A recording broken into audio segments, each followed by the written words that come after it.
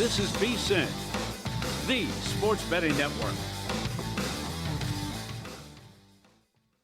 The numbers told the story, they always do. It's one of those idiots who believe in analytics. This is a numbers game with Gil Alexander on VSiN.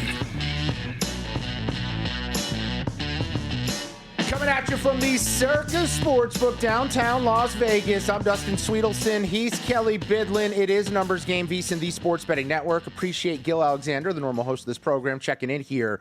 As that was a weird, bizarro world. Yeah, that was odd. That was weird. Gil appearing as a guest on his show. I'm here, and I'm not filling in for you. I'm filling in for him.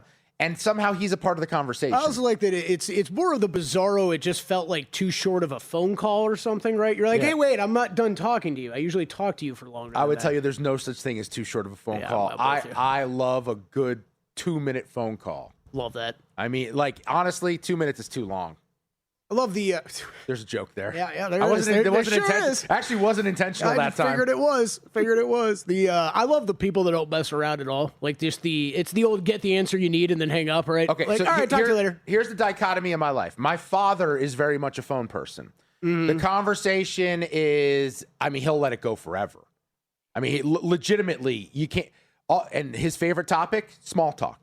Loves weather and gas prices. Oh, God. Weather and gas prices. Oh, God. Two favorite things. My pops. I can't handle it. That's why I have high blood pressure and eating habits, but that too. Yeah, I hear you. My dad's getting worse with it as he's getting older. That's the big thing.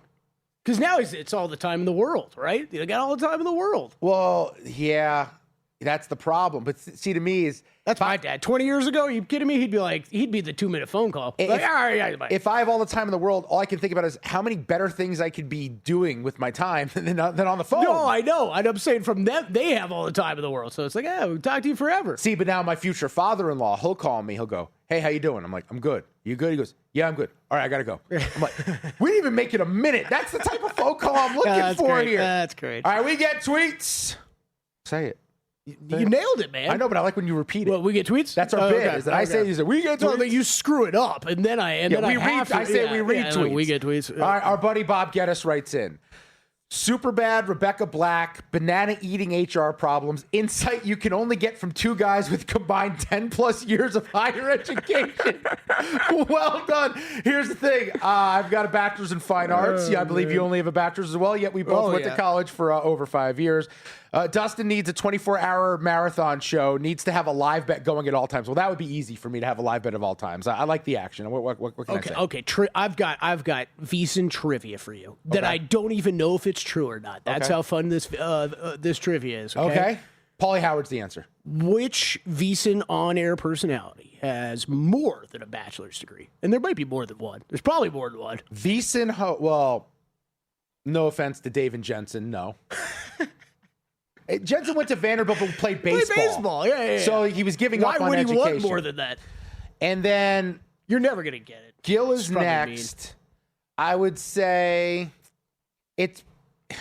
See, you're being sneaky. It's probably like Whalen or Erickson. I am being sneaky. Yeah, I think it's Nick Whalen or Jeff Erickson. They might. I also don't know. I don't know the answer to most of these people. Oh, but there is one? I know of one and it surprised me. It's definitely not Paulie. Les Reynolds with a master's degree. Shut up. Yeah. He loves school. At least that's what I heard. Okay. So it's one of those classic VSiN things that you don't know if it's true. Okay. All right. Let's see. Some other tweets coming in here. Dan Groeschel writes in, Gil starts talking up Detroit. He sees 50-1 on his app. He starts to bet it. It spins. It's now 33-1 for him. I see 30-1, 40-1 here at Circa. So if you like what Gil was cooking with Detroit most wins in August, the number would be around 30-1 right now. And I have to tell you a couple reasons why the bet makes sense. And I'm going to be on my original, which is Houston at 28-1. I'll explain in a minute. But Detroit is asking for a ready-made major leaguer back for Skubal, most notably a pitcher.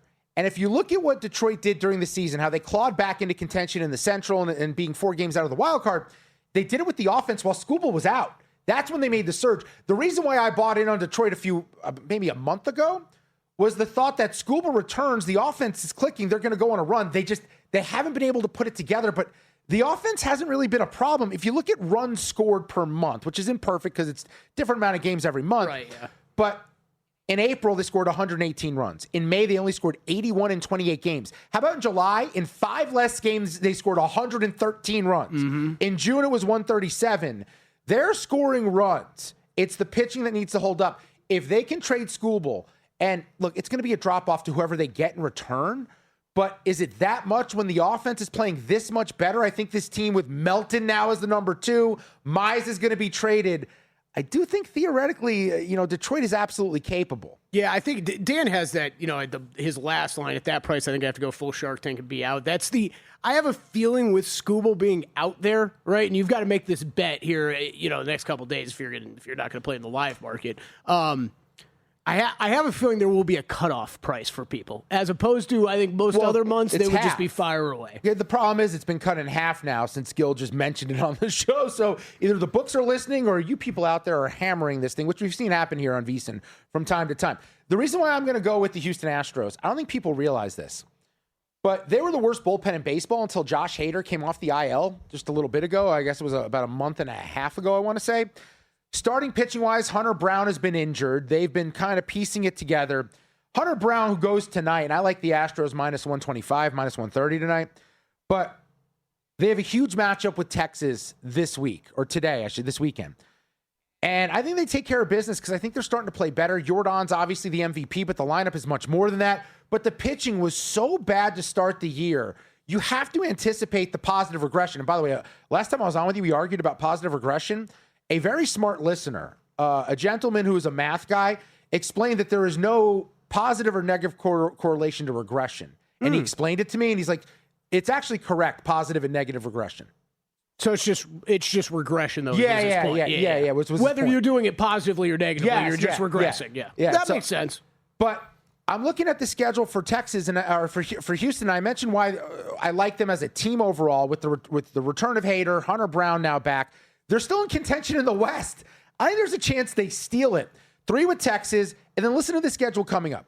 3 with Toronto, not scared of the Blue Jays. They might dump everyone before that series begins at the beginning of the next week. San Diego after that.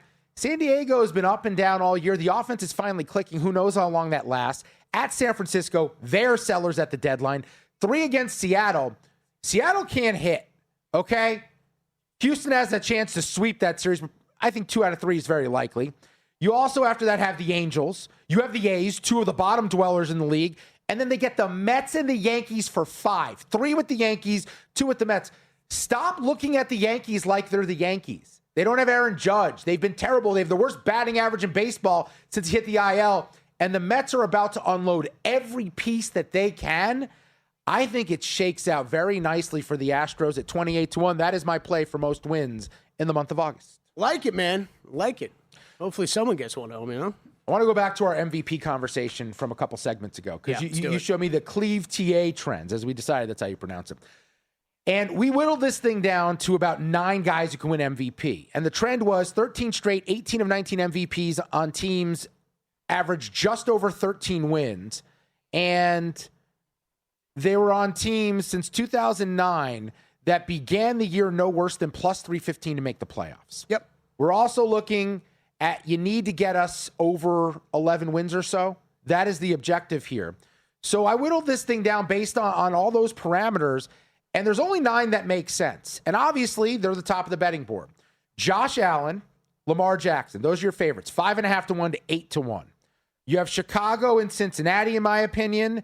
That is Caleb Williams, 13-1, Joe Burrow at 8.5-1. The Chiefs and Patrick Mahomes, 10-1. Justin Herbert and the Chargers, 10-1. That's way too short on Herbert, though. I can't do it. Jalen Hurts is 28-1. Brock Purdy is currently sitting at 18-1. When I wrote him up in the NFL betting guide, it was 22-1. I'll tell you this, just based on a numbers thing, and I have a lot of questions about this player. Jalen Hurts at 28-1 is intriguing.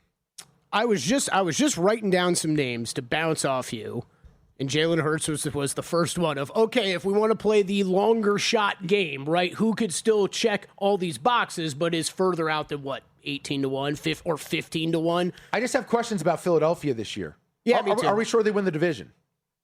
No, but I think they are accurately the favorite. The defense should be good enough to lift. I think this team's going to have a pretty high floor. Yes. I don't think they're going to fall off the face of the earth. Facts. Yeah. 100%. I agree completely. And if you look at Nick Sirianni's track record, when he has a quote-unquote disappointing year, I think they won 11 games last year. Yeah, dude. Yeah. It's still damn good. Yeah. But when he has a quote-unquote disappointing year where things don't feel right, he comes back and he makes the proper adjustments. Like every time he's had one of these, the next year is get to the Super Bowl or win the Super Bowl. I think the narrative around that team ended up going too far into the offseason and trickling into some of these preseason conversations and even some of the markets. So I'm higher on Jalen Hurts than seemingly most people are. The problem is I'm also higher on A.J. Brown than most people are, and I think that's a big problem for them. No, that is an issue. Not having A.J. Brown is certainly an issue for this team, and specifically for Hurts. My big problem with Hurts as a quarterback is he's not accurate. Yeah. I know people go, well, look at his completion percentage. That's not the same thing. Completion percentage is the rate at which you are completing passes, and the offense is designed around the fact that he's not an accurate passer. That's why A.J. Brown was frustrated because he couldn't shoot the ball downfield on those shots, those 50-50 balls. He couldn't put him in a good spot for A.J. Brown to make plays. That's why A.J. Brown was always upset. That is my one hang-up why I can't bet Hurts. I also saw that BetMGM, the most bet MVP for them right now, is Joe Burrow. Yeah, Joe Burrow's taking, and I'm all in on Joe Burrow. Yeah, I think he is set up to have a very, very good season. Easy schedule. I hate the number at 8.5 to 1, but I think based on these, Jalen Hurts is the longest one you're willing to go. But I can't bet Allen. I can't bet Lamar. I'm not betting Herbert when the number's the same as Mahomes. Yeah, totally. And if you want to read my write-up on MVP, the VSiN NFL betting guide's out right now. Brock Purdy is who I previewed there. You can check it out, get it for $175. Everything we do now through the Super Bowl, plus the NFL betting guide. Just head to VSiN.com/subscribe.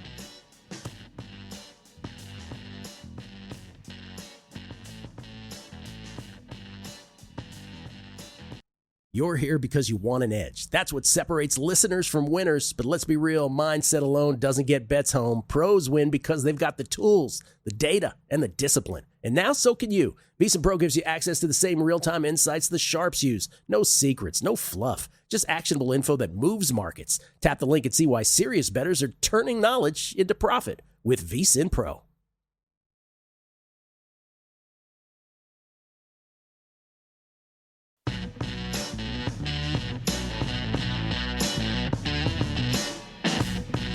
A numbers game on VSiN, the sports betting network.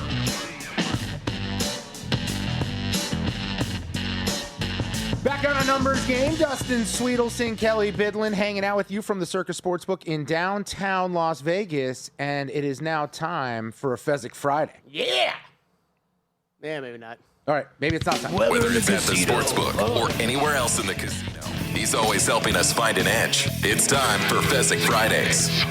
He is the only two-time winner of the Hilton Super Contest. He is a professional bettor. He has a great head of hair, and he is much nicer than he appears on social media. He is the one, the only Steve Fezzik. That was like 500 years ago, so just stop with the two-time thing. Has anyone won it twice? No. Has anyone won any of these contests twice?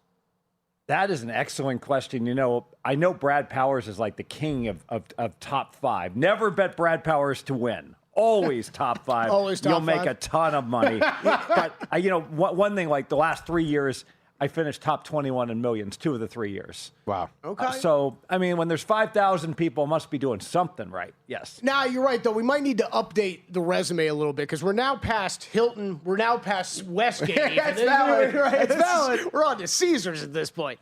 Oh, man. Fez, thanks for joining us.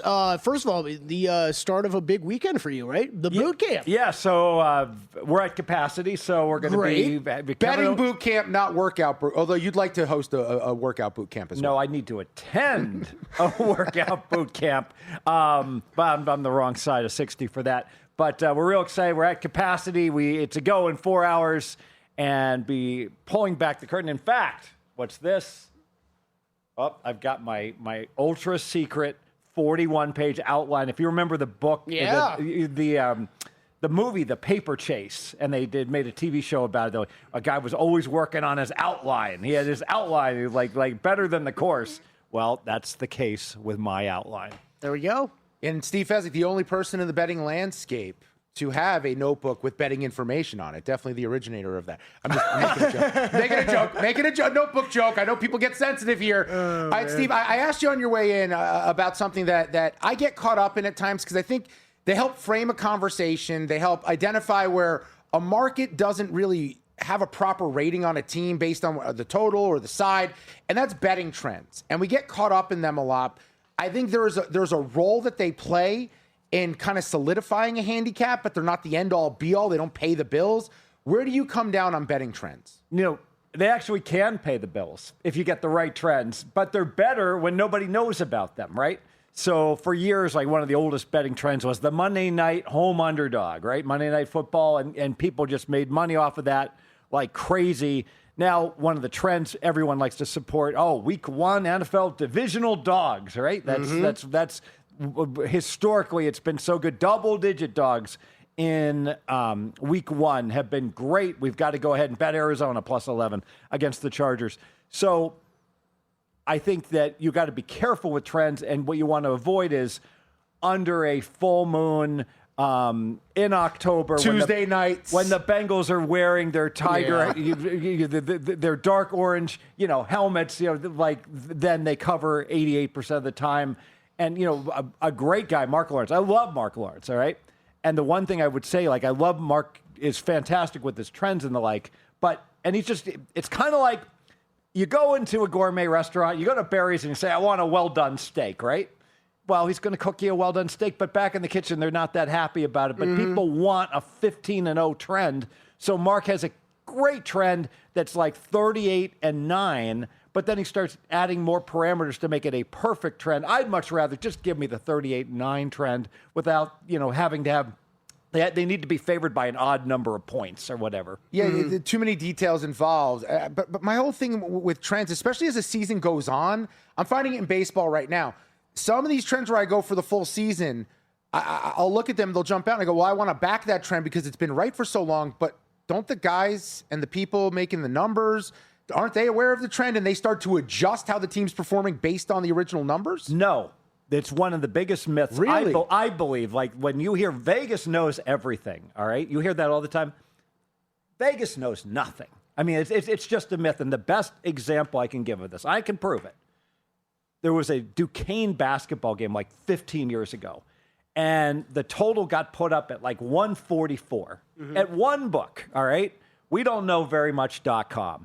And every single book, and what they did is the game before had been 144. So they accidentally cut and pasted and made 144. So the entire world opened 144, meaning, wait a minute, if Vegas knows everything and the correct total is 131. So throughout the day, the Duquesne total got smashed under, initially it dropped by 4 points, the next hour by 3 points. It just kept moving lower and lower. So if all these Vegas Hall of Fame bookmakers and everyone else is so good, how come there was not one guy that said, these guys are idiots? I'll just open at 133. That number's just wrong. Because they copy them. Everyone copies and pastes. That's the real truth. And the best evidence I can give that Vegas knows nothing also is that you will see a point spread that will be 2, all right? And everyone copies it at 2. And then inevitably it goes up to 3 maybe. And everybody deals 3.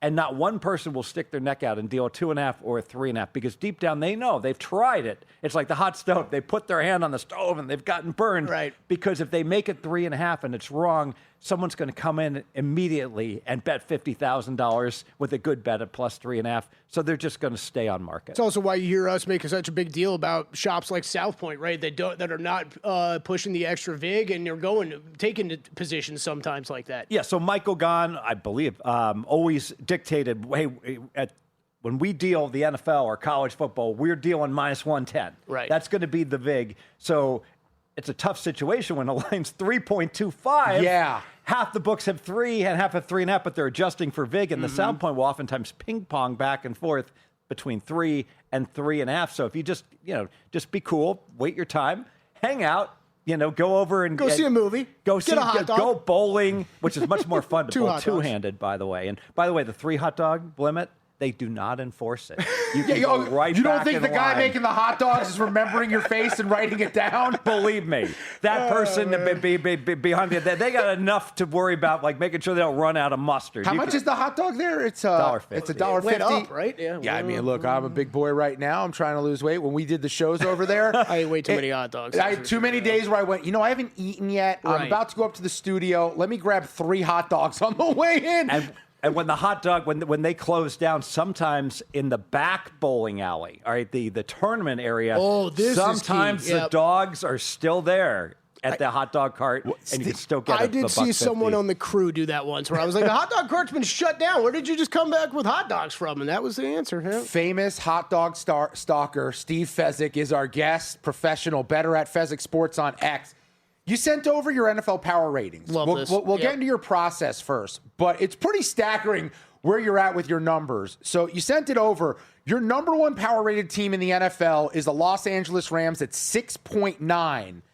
But what's the drop off from them to the second team? Yeah, what does that 6.9 mean? Well, on a neutral site, if the Rams play an average team, they should be laying 6.9, which would be like -7 plus 100. The huge drop off. Buffalo, my number 2 team, and these are subject to change on a weekly basis, even though they're number 2, plus 4.3. So the Rams are light years above. The differential between them and the second best team is 2.6 points. And then a whole bunch of other teams, Buffalo's 2, and then I won't read all the numbers here. Baltimore 3, Seattle 4, San Fran 5, Detroit 6, Houston 7. But all 6 of those teams I've got rated 4 to 3 points better than an average team. So it's just a cluster of teams that are very, very close together. Yeah, love that. And Steve, let's talk about what goes into your power ratings. Where do you start every season? What are the biggest factors in a power rating for each team? All that kind of stuff. Where do you start it at? Everyone's different, and there's different methods. There's the Kenny White method, where he evaluates each and every player, and Kenny's fantastic, all right? I lack the acumen to have any clue to be able to rate all these players. So here's what I do. I start out with the season win number. Let's say everyone played the same strength of schedule, 17 games. If your season wins 8.5, you have an average schedule. Your power rating 0. You're obviously an average team. And the average team should have a power rating of 0. If you're rated at 9.5 for a season win, that's actually means you're 2 points better than an average team. 10.5, 4 points better. 11.5 would be 6 points better. That assumes an average schedule. Now, I got to adjust. Like Arizona has an extremely difficult schedule, so I got to adjust for their strength of schedule. And then I start tweaking, all right? I start doing other things. I talk with Dr. Chow, and what teams were very injured last year? What teams weren't injured? So Arizona had tons of injuries last year. Jacksonville had hardly any. So I'm going to downgrade Jacksonville. They're probably going to have more injuries this year than last year. I talked to Scott Seidenberg. I get his trench report. Make a little tweak for, like, the Rams have a phenomenal O-line and D-line combo. They're Scott's number 1 rated trench report team, so they get a little bit of a bump.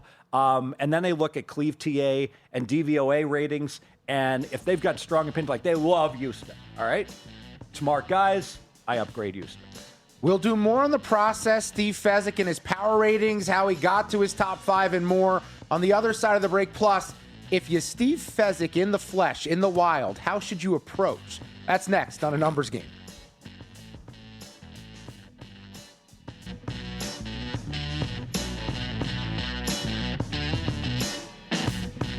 A Numbers Game on VSiN, the Sports Betting Network.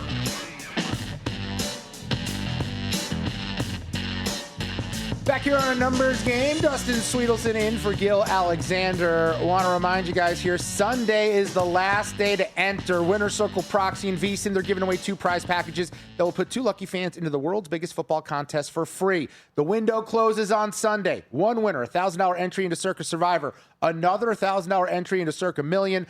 Both winners will also get Winner Circle Proxy Service, a VSiN studio tour, I'll wear pants that day, and a free month of VSiN Pro. Entries close Sunday, 11:59 p.m. Eastern. Visit winnercircleproxy.com/VSiN and enter now. That's winnercircleproxy.com/VSiN. Kelley Bydlon here as always. Steve Fezzik, professional bettor, along for a Fezzik Friday. And you know what? Proxy service kind of puts me in the direction of one thing you sent over in your notes. Have a betting partner. or people that you bet with that are all over that can help you get down.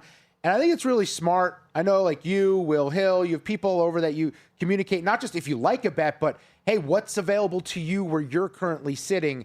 How do you handle managing that day in and day out? Yeah, because we all have lives, right? And you're going to a wedding, you're going to a bar mitzvah, you're late and your family's going to a movie and you just get a tip. You got to bet Ottawa +7, right? You got to have a buddy that you can just text and say, hey, get me a dime on Ottawa, best number. Thank you.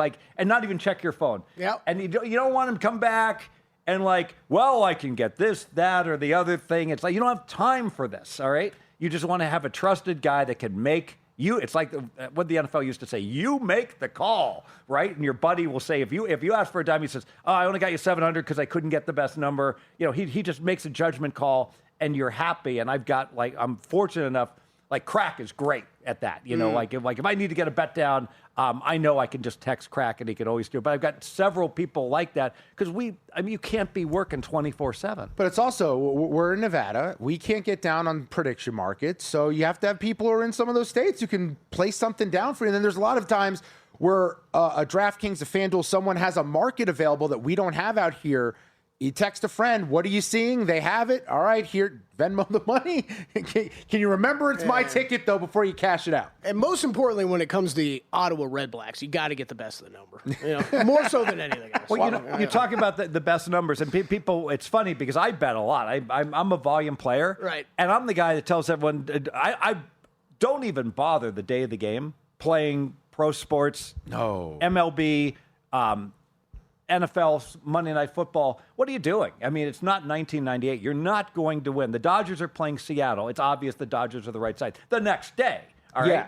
But the Dodgers are -150. Seattle's +135. You go on to some of the Novig.com and some of these prediction machines, betting exchanges, the Dodgers are -139.5. Seattle's +139. There's no vig at all in that number, thus the name Novig.com, or there might be a -140 +139 straddle. So there's a 1 cent straddle versus a 15-cent straddle. Now that doesn't prove you can't win playing -150 or +135, but it kind of does prove it. Mm-hmm. Because if you really could win taking Seattle +135, you would be making millions betting Seattle +139. Right. Yeah. Let's go back to your power ratings, though, Steve, because part of the reason why you can make snap calls and say, that's an off number, I want that number, is because you have your own numbers. And we were talking about your power ratings where you have the Rams at 6.9. The Bills are number 2 in your NFL power rating at 4.3, followed by the Ravens and the Seahawks at 3.9, and then San Francisco at 3.4.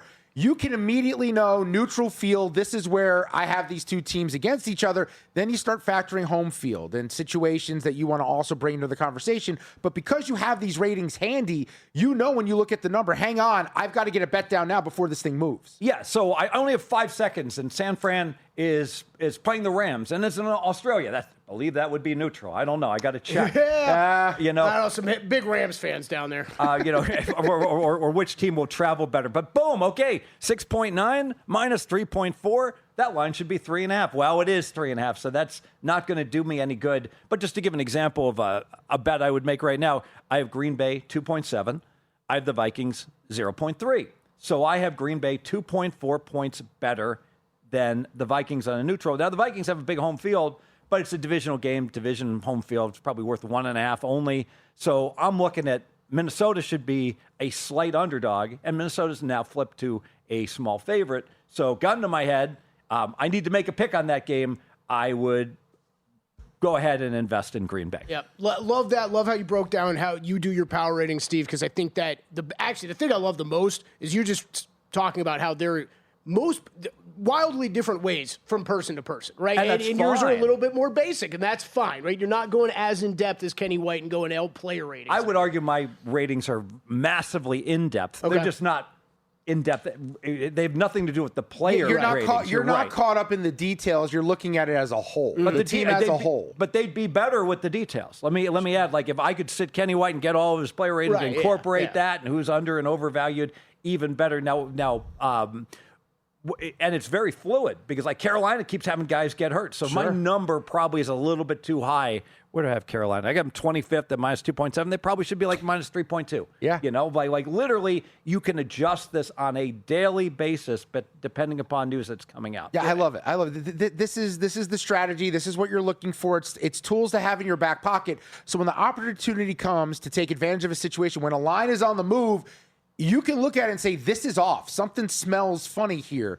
Steve Fezzik is our guest. It's a weird transition back to Steve, professional bettor at Fezzik Sports on X.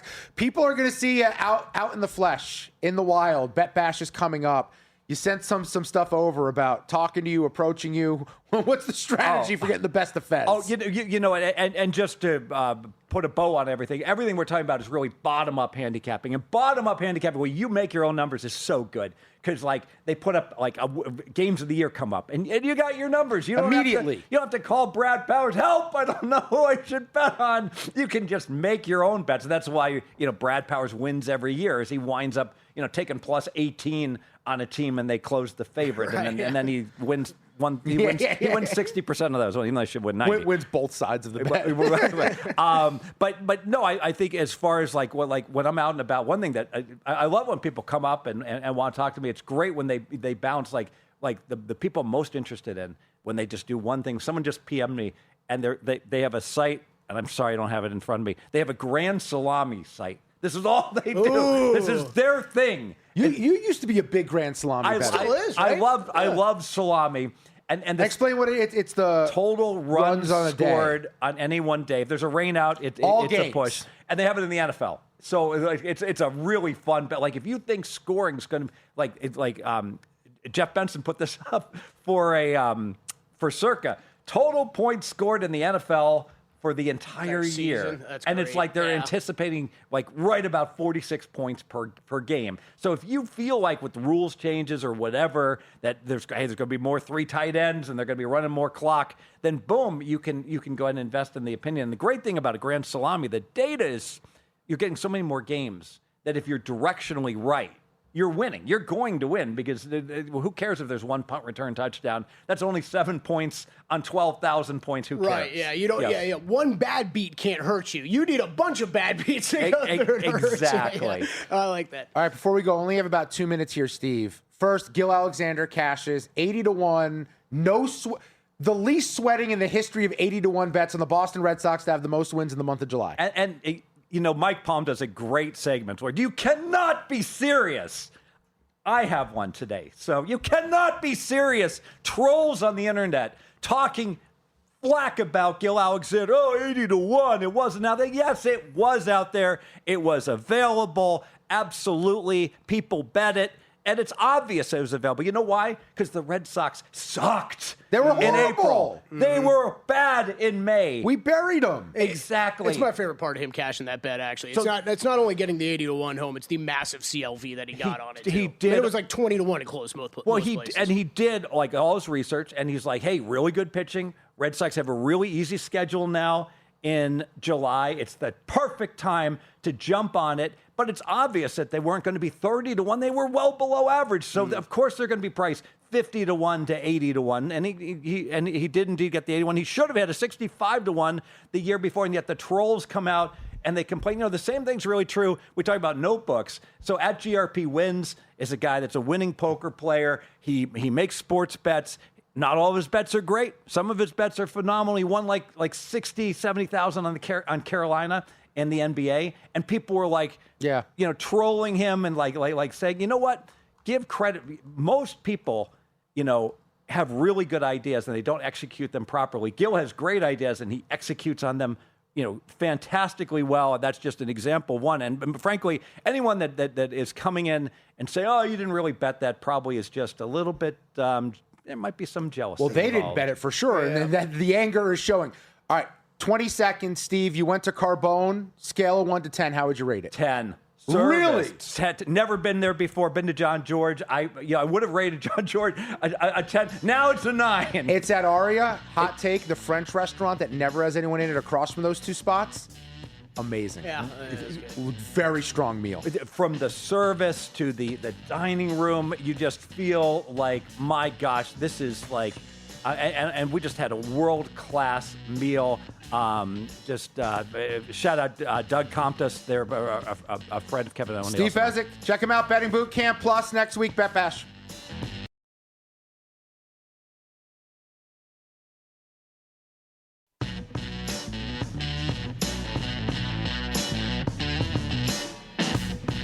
A numbers game on VSiN, the sports betting network. Back at it on ANG. I'm Dustin Swedelson. That is Kelley Bydlon. We are the New Age Outlaws. No, we're just too... that wasn't as enthusiastic as you usually do. You know what, man? No, the finger point. Oh. Come on, it was like a full body thing before. There you go. Yeah, there you know what? go. I'm not as limber this morning. Don't be slacking on everybody out there just because it's a Friday. I didn't do my morning yoga. I'm not very zen. Next week, Dustin will be better. Yeah, I'll be a little bit more flexible when I make it into the studio. These chairs certainly don't help the matter. I would tell you that. Oh, you know what? They don't, and I know nobody cares about this. No, I leave every day. I go, why am I so sore? And I'm like, I think it's the chair. It's that. It is that. It absolutely is. And now, it's also probably an extra 200 pounds on my stomach, but yeah, that's it. I don't know how you feel. I always feel like I'm sitting oddly when we're in these spots, right? The only thing I like about being in the middle is that I can naturally just sit back in these chairs because this is how they're designed, and I stay out of the way. These chairs are designed for you to sit like this. Here's the problem. The microphone is there. So you're supposed to sit like this, which would probably be the comfortable way for someone, but you have to get up on it. We should do a whole show like this. Just see the combos. Or you could sit like Paulie does. Paulie's like down here sometimes. Oh, that poor guy's back. Well, he's got heating pads. Yeah. He's doing stretches, all sorts of things. We get tweets. Still not on it. We get tweets. I don't have to correct you. You nailed it this time. But I like when you echo it. It feels like that's the bit. Tweets. Yeah, I go, we get tweets. You go, we get tweets. You just repeat what I say, whatever. All right, Brandon Webb writes in on my banana comment, don't make eye contact, and it's not an HR violation at work. It's not a violation as long as you bring the banana to your mouth and not bring your mouth to the banana. That is a funny comment. Shooter's Tour is trying to stir some stuff up. He said, I heard that notebook comment. At GRP wins, they're taking shots at you. Yeah, it's called a joke about the notebook, but also plenty of credit was given to one Mr. GRP as well. Yep. These people on the internet, they just love to cause chaos. Stop causing chaos in my life. He's still cashing Hornets bets. Good for him. Yeah, he's won a lot of money. Mm-hmm. But we'll see him next week. He'll be out here. There is something to be said, though. When you hit a big ticket, everyone doubts that you have the ticket, and I don't understand it. I honestly don't understand it. No, I know it's more than that. The part that I won't get, having played so many years of poker at high levels, competitive levels, where you're trying to take the money from the guy across the table from you. I get that. In the sports betting world, it never makes any sense to me because we're not trying to take each other's money. Why do we all hate each other? Care? Why do we hate on everything that everybody else does? Also, it's not your money I'm coming after. Hey, I'm coming after theirs. I didn't see that number out there. All I see is this. Well, you didn't bet at the same time I did then. Okay? Mm-hmm. Also, and if we all cash, we all have different numbers. Who cares as long as we all win? There's also this element of, I have this ticket and I'm going to defend it and I'm going to try to make the case why it should be right. Here's the thing that we get lost in that whole waste of energy. The games will be played. We will find out who's right. And then you just move on to the next one. I don't understand the outrage. That right there, though, what you just mentioned is why I love and hate awards betting. And I do so much of it, right? Because you can sit, every year how many awards bets that I have that don't cash, and I'm like, yeah, but I was right. These guys are wrong. The only time I've ever seen posturing work for an awards, and it was not a bettor, so you have to keep that in mind, is when Kendrick Perkins went on the anti-Jokic pro Embiid tour a couple years ago and started that conversation, which took Jokic away from winning another MVP because he hadn't won a championship yet, which was the dumbest reasoning in the history of reasoning for someone not to win an MVP for a regular season award that they hadn't won a championship. And all it did was push Jokic to win a title that year. Yep. Yeah, 100%, man.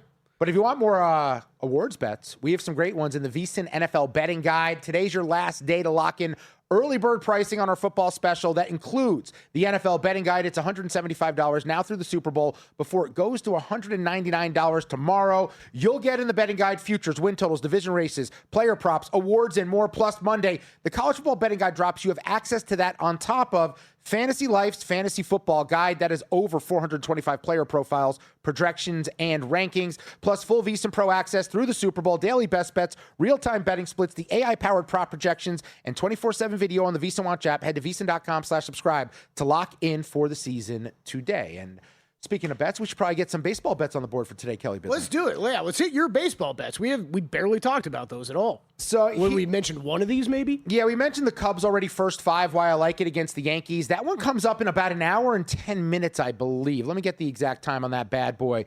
But it's 11:20 our time, so it's at 2:20 p.m. 2:20 Eastern. Yep. It's Will Warren against Imanaga. Will Warren has bad road numbers. Imanaga has been on a heater. Last 5 starts, a 1.55 ERA, but also Yankees offense scuffling, and they don't have 2 of their best lefty hitters. I mean, guys who hit lefties well. Ben Rice is there, right? He's in the lineup. Paul Goldschmidt's there, lefty killer. But no Judge, no Bellinger. That really hurts their offense. I'm going to ride the hot hand in Imanaga at home. First 5, -0.5 run, -108 on the Cubbies today at Wrigley Field. Ding, That's number 1. All right, number 2. Numero dos. Marlins, Mets, and Oppo Fezzik. Yeah. I mean, you could both win. Yeah, but I'm going first 5 +0.5 a run. Or you both can't win. He could push, you can win. Yeah, a couple elements at play here. One, Freddie Peralta's last start as a New York Met. I don't know how deep he's going, whether that's because the Marlins knock him out or the Mets don't want him to get injured in this spot. And honestly, I don't think he's going to do very well. He has a 6.17 ERA in 2 starts against the Marlins lineup this year. The Mets have scored 7 runs in their last 3 games. Miami just took 3 of their last 4. They swept Philly. They lost on Thursday to the Mets. I think they bounce back. I'm not a big Jansen Junk guy, but I'm not a big Freddie Peralta guy, more importantly. And I think just his time with the Mets is about to fizzle out. I'm going first 5 +0.5 run. And the reason I did half run, not the plus money and settle for a tie and get the drop, is that I think there is a good chance that we are tied through 5. Yeah, I like those. I like taking that half a run if you're staring at the dog. Okay, Astros Rangers here. My favorite part of this matchup, Dustin, is I feel like these are the 2 of the AL teams that I've heard people take stances on. Like, this is a team, I mean, the Astros, we just kind of did for August, right? But like, everybody seems to be very pro one of these teams and anti the other, which is kind of cracking me up. Well, what's funny is preseason, and I gave this out on Cashing Out, part of our core 4, and they're the few that I'm right on. I have Astros under win total. It was a big win total. They're not going to get there. But I also have Rangers to win the division plus 340. Nice. Okay. However, I think Houston has a chance to win this thing. They're a half game out. They have just been messing around all season long and waiting in the wings. Texas's offense has been better lately. It was horrible at the beginning. Wyatt Langford just adds so much length to the lineup. And obviously the pitching with Eovaldi and DeGrom, you always have a fighting chance. But, you know, Gore hasn't been as good lately. There's some other guys in the rotation you don't love. I don't love their bullpen long term here, even though the numbers aren't horrendous. In this spot, I'm going with Houston on the chance that Hunter Brown is back into form. And by the way, I should give out the line has moved a little. It's Houston -131 now, plus 109 with Texas. 7.5 is the total. Hunter Brown, his last start out, looked a lot better. And 7 shutout innings at the White Sox. 7 strikeouts, no walks was the key. If he's all the way back, I love Houston long term here to make a run, but I really like them tonight. And at Texas, just a few weeks ago, 6 innings, 3 earned, 5 walks, 4 strikeouts for him. Last year versus Texas in 3 starts, he had a 2.37 ERA and 25 Ks in 19 innings. Eovaldi, 7 innings pitched in each start versus Houston, but 5 earned at home, 0 on the road.